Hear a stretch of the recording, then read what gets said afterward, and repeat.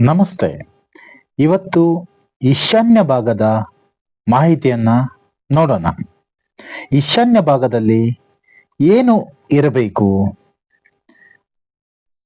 ನೀರಿನ tank, borewell, ಹಾಗೆಯೇ ಮಕ್ಕಳು ಓದುವ ಕೋಣೆ, ಸ್ಟಡಿ ರೂಮು, ಲಿವಿಂಗ್ ರೂಮ್ ಅಂದ್ರೆ ಹಾಲು, ಹಾಗೆಯೇ ಉತ್ತರ ಈಶಾನ್ಯದಲ್ಲಿ ಯಾವ ಒಂದು ಬಣ್ಣವನ್ನು ಉಪಯೋಗ ಮಾಡಬೇಕು ನೋಡೋದಾದ್ರೆ ಬಿಳಿ ಹಾಗೂ ನೀಲಿ ಬಣ್ಣ ಉತ್ತರ ಈಶಾನ್ಯಕ್ಕೆ ತುಂಬಾ ಒಂದು ಉಪಯೋಗ.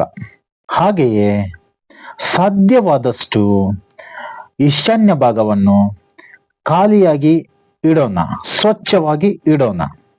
ಧನ್ಯವಾದ.